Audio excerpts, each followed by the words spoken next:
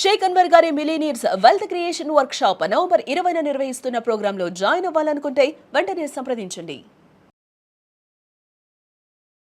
Suman TV ప్రేక్షకులకి మీ నాగరకు నమస్కారాలు.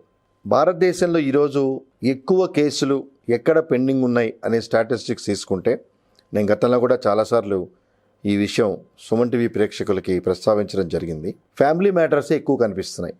అంటే 498 అనుకోనివ్వండి, వాటికి సంబంధించిన మెయింటెనెన్స్ కేసులు, డైవర్స్ కేసులు, డొమెస్టిక్ వైలెన్సు, ఇలాంటివి చాలా ఎక్కువ శాతం రిపోర్ట్ కావటం జరుగుతున్నది.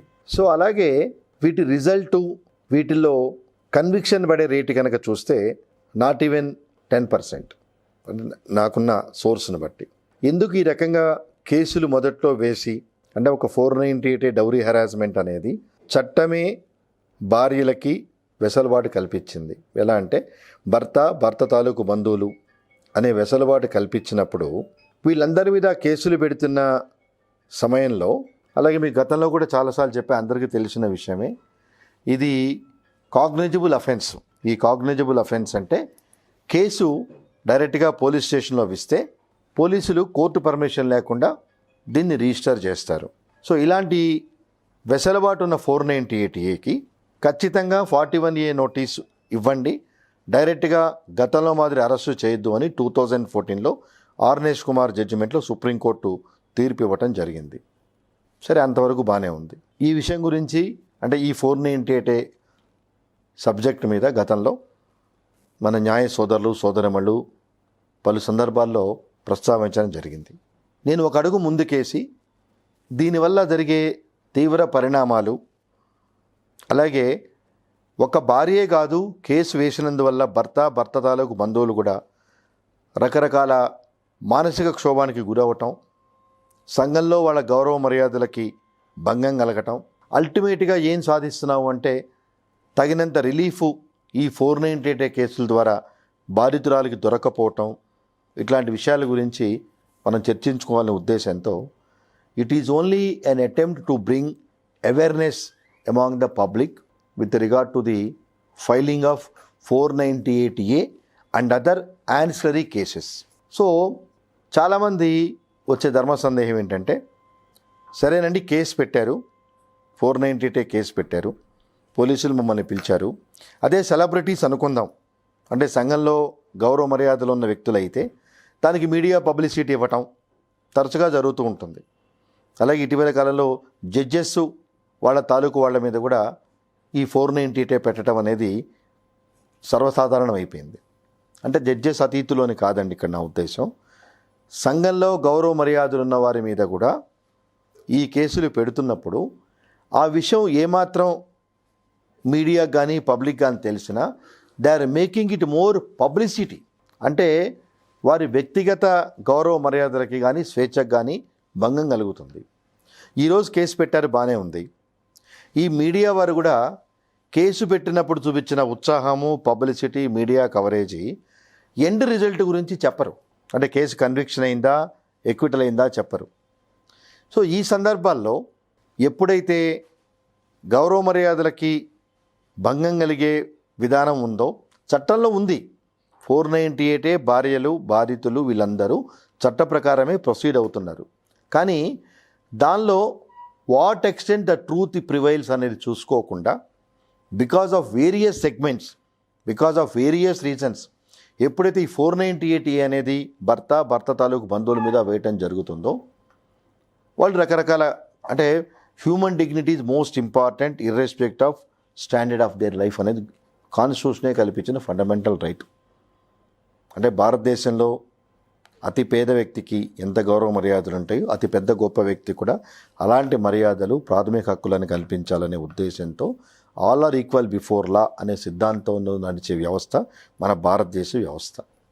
సో ఈ వ్యవస్థలో మనం వేసే కేసుల భవిష్యత్తు పరిణామాలు ఎలా ఉంటాయి అనే ఒక ఆలోచన విధానం లేకుండా వాళ్లకున్న స్పర్ ఆఫ్ మూమెంట్ యాంక్షస్ని they are convert into criminal cases అన్నప్పుడు డెఫినెట్గా there must be a damage by way of reputation, by of integrity in the society for both the parties. So ఇక్కడ ప్రధానంగా మనం సరే బాధితురాలు కేసు వేసింది, దాని మీద కొంత ఇన్వెస్టిగేషన్ జరిగింది, కోర్టులో ట్రయల్ నడిచింది, ఎక్విటల్ అయిపోయారు అనుకుందాం. సో ఇక్కడ చాలామంది తరచుగా నన్ను అడుగుతున్న ధర్మ సందేహాలు ఏంటంటే, సార్ నా భార్య కేసు వేసినందువల్ల మేము మా ఫ్యామిలీ మెంబర్స్ అందరం సఫర్ అయ్యాము, అలాగే కోర్టులో కేసు ప్రూవ్ కాలేదు.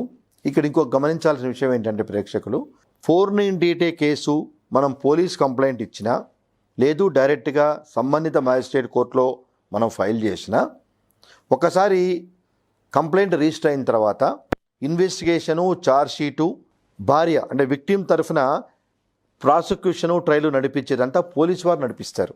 దాన్ని ప్రాసిక్యూషన్ వారు నడిపిస్తారు. అంటే లీగల్ లాంగ్వేజ్లో ప్రాసిక్యూషన్ అంటాం. అంటే ప్రైవేటు అడ్వకేట్ని పెట్టుకునే వెసులుబాటు చాలా తక్కువ ఉంటుంది. భార్యకి, బాధితురాలకి 498A కేసుల్లో అక్యూజ్డ్ ప్రైవేట్ అడ్వకేట్ని ఎంగేజ్ చేసుకొని కేసు కొట్లాడే విధానం కన్నా పోలీసు తరఫున పబ్లిక్ ప్రాసిక్యూటరే కేసు నడిపిస్తాడు. సో ఆప్షన్ తక్కువ ఉంటుంది. ఇవ కోర్టు పర్మిషన్తో పబ్లిక్ ప్రాసిక్యూటర్ని పర్సనల్ అడ్వకేట్ని అపాయింట్ చేసుకున్నా his role only is assisting to the public prosecutor, directly he cannot come on the front line of the trial అన్నమాట. సో ఈ పరిణామాల్లో ఎప్పుడైతే కోర్టు ఈ ప్రాసిక్యూషను, ఎవిడెన్సు, అడ్వకేట్ అంటే అక్యూజ్డ్ ఎవిడెన్సు కన్సిడరేషన్లో తీసుకున్న తర్వాత యూజువల్గా మ్యాజిస్ట్రేట్ కోర్టు ఇచ్చే వర్డిక్ట్లో అన్నీ డిస్కస్ చేస్తూ prosecution fail to prove the guilty of the accuse అని వర్డిక్ట్ ఇవ్వటం జరుగుతుంది. సో దీన్ని బేస్ చేసుకొని ఎప్పుడైతే ప్రాసిక్యూషన్ నా మీద అంటే అక్యూజ్డ్ పర్సన్స్ మీద కేసు ప్రూవ్ చేయలేకపోయిందో, తప్పనిసరిగా అక్యూజ్డ్ అంటే భర్త తాలూకు వాళ్ళకున్న లీగల్ రెమెడీని ఇన్వోక్ చేస్తూ సివిల్ డిఫామేషను, క్రిమినల్ డిఫామేషన్ వేసుకునే వెసులుబాటు వాళ్ళకు ఉన్నది. ఎలా అంటే మీరు అడగచ్చు, సార్ మ్యాజిస్ట్రేట్ కోర్టులో అయిపోగానే వేయచ్చా అని. లేదు, హైకోర్టు అంటే సుప్రీంకోర్టు వరకు వెళ్తారో లేదో బాధితులందరూ మనకు తెలియదు కాబట్టి, అక్యూజ్డ్ పర్సన్స్ కానీ వీళ్ళు కానీ ప్రామాణికంగా హైకోర్టు తీసుకుందాం. అంటే మనకు అందుబాటులో ఉన్న వ్యవస్థ ఇమీడియట్ అప్పీలేట్ వ్యవస్థ హైకోర్టు కాబట్టి హైకోర్టుని ప్రామాణికంగా తీసుకొని హైకోర్టులో కూడా అక్యూజ్డ్ తాలూకు వాళ్ళు సక్సెస్ అవ్వటం జరిగితే తప్పనిసరిగా భార్య తాలూకు వాళ్ళ మీద మనం క్రిమినల్ డిఫామేషన్స్, డ్యామేజెస్ వేసుకునే అవకాశం ఉంది. అంటే అన్ని కేసుల్లో అని కాదండి, ఎవరో ఒకళ్ళు unless they ring the bell to file civil damages or criminal defamation కనుక వేస్తే 498లో రియల్గా జరిగే కేసుల పూర్వాపరాలని తగు జాగ్రత్తలు తీసుకొని ఈ కేసులు వేయటం జరుగుతుందని చెప్పని నాకున్న అనుభవంలో మీతో షేర్ చేసుకునే విషయం. ఎందుకంటే అలాగే ఎక్విటల్స్ ఒకసారి మ్యాజిస్ట్రేట్ కోర్టు ఆఫ్టర్ కండక్టింగ్ ఏ ఫుల్ ఫ్లెడ్జ్డ్ ట్రయల్ ఎక్విటల్ కనుక చేయటం జరిగితే జనరల్గా అప్పలేట్ కోర్టు ఎక్విటల్లో ఇంటర్ఫియర్ కాదు. అది క్లియర్ కట్గా దీని మీద సుప్రీంకోర్టు గైడ్ లైన్స్ కూడా ఉన్నాయి.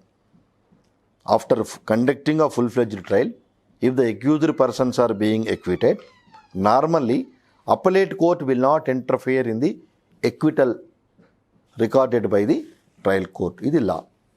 సో ఈ లా ప్రామాణికంగా తీసుకొని ఎప్పుడైతే మనం ఇన్ ద సెన్స్ ఇప్పుడు మనం మాట్లాడుకునే భర్త తాలూకు బంధువులు వారికి ఉన్న సామాజిక స్తోమతను బట్టి భార్య తాలూకు వాళ్ళ మీద ఈ civil defamation in terms of amount అలాగే క్రిమినల్ డిఫామేషన్ ఈ రెండు వేయటం జరుగుతుందో అంటే ఇది ప్రామాణికంగా తీసుకొని అంటే మ్యాజిస్ట్రేట్ కోర్టు వీళ్ళని ఎక్విటల్ చేసిన తర్వాత అలాగే ఈ ఎక్విటల్ని హైకోర్టు కన్ఫర్మ్ చేసిన సందర్భాల్లో కనుకుంటే తప్పనిసరిగా నేను ఇచ్చే సూచన భర్త తాలూకు బంధువులకి మీ గౌరవ మర్యాదలకి అలాగే మీరు పడిన మానసిక క్షోభకి అంటే mental agony as well as injury to your reputation దీన్ని ప్రామాణికంగా తీసుకొని మీరు కనుక సివిల్ కోర్టులో క్రిమినల్ కోర్టులో ఈ రెండు రకాల కేసులు వేయటం జరిగితే ఇది ఒక మార్గదర్శకం అవుతుంది. అంటే 498A ఇన్వోక్ చేసే ముందు really if is the truth, if the wife and her family members capable enough to prove the guilty of the accused అలాంటి కేసులే వేయటం జరుగుతుందనే ఒక ఉద్దేశంతో నేను ఈ సలహా చేయటం జరుగుతున్న తప్పించి ఇక్కడ విక్టిమ్ని అక్యూజ్డ్ని విడివిడిగా సపోర్ట్ చేస్తున్న ఉద్దేశం అయితే కాదండి. ఈరోజు మీరు చూస్తే 10% కన్విక్షన్ రేట్ అన్నప్పుడు కన్విక్షన్ అనేది ఒక మ్యాజిస్ట్రేట్ కోర్టులో కన్విక్షన్ ఎక్విటల్ మాత్రం ప్రామాణికం కాదు.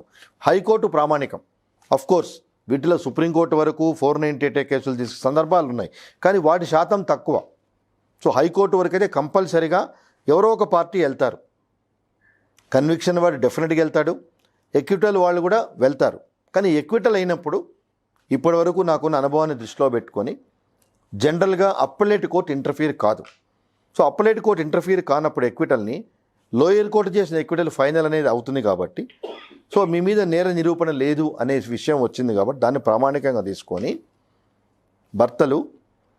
భర్త తాలూకు బంధువులు తప్పనిసరిగా వాళ్ళకున్న legal remedies, criminal legal remedies, private complaint వేయించు సెక్షన్ 191 నుంచి 194 వరకు, ఫాల్స్ ఎవిడెన్స్ ఇండియన్ పీనల్ కోడ్లో 191 సెక్షను 1 నుంచి 194 వరకు ఫాల్స్ ఎవిడెన్స్ కింద కంప్లైంట్ చేయొచ్చు భార్య మీద. అలాగే ఎవిడెన్స్ ఇచ్చేటప్పుడు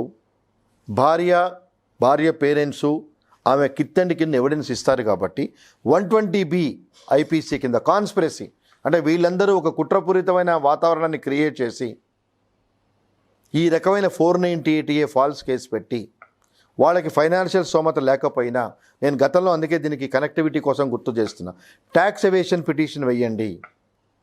అంటే వీళ్ళు రాసే కంప్లైంట్లో ఎగ్జార్బిటెంట్గా ఉంటే, అంటే భార్య వాళ్ళ తల్లిదండ్రుల స్తోమతకు మించి ఈ రకంగా మేము ఖర్చు పెట్టామనో లేకపోతే ఈ రకంగా మమ్మల్ని డిమాండ్ చేస్తున్నామనో అని ఉంటే, ఎందుకంటే ఎనీ కామన్ మ్యాన్ వాడికి తెలుసు వీళ్ళని అడిగితే ఈ డబ్బులు వస్తుందా రాదా అని తెలుసు. వాళ్ళు చిన్న చిన్న ఉద్యోగాలు చేసుకుంటూ ఉన్నప్పుడు భార్య తాలూకు పేరెంట్స్ వాళ్ళని లక్షలు అడిగాము అనేది అడిగి ఉండొచ్చు, కానీ వాళ్ళు చెప్పినంత అమౌంట్ అడిగారా, పోనీ వాళ్ళకి ఇచ్చే స్తోమత ఉందా, ఈ విషయాలన్నింటినీ పరిగణలో తీసుకోవాలి. అందుకే మీకు ఇందాక అన్నాను, ప్రాసిక్యూషన్ వారు ఈ విషయాలన్నీ కోర్టు ముందు ప్రూవ్ చేయాలి, మ్యాజిస్ట్రేట్ కోర్టు ముందు. అందుకే అన్ని విషయాలు డిస్కస్ చేస్తూ కంక్లూజన్ లైన్లో prosecution fail to prove the guilty of the accused అని అంటం జరుగుతుంది. కాబట్టి ఏ ఎలిగేషన్స్ అయితే అక్యూజ్డ్ మీద అందరి పెట్టడం జరిగిందో అది ప్రూవ్ చేయలేదు అని ట్రయల్ కోర్టు యొక్క ఉద్దేశం. సో ఈ ఉద్దేశంలో మనం దాన్ని ఇంటర్ప్రిట్ చేయాల్సిన అంశాలు ఏంటంటే, కాన్స్పిరసీ ఒకటి వేయచ్చు, అలాగే 506 వేయచ్చు, నెక్స్ట్ 191 ఐపీసీ వేయచ్చు.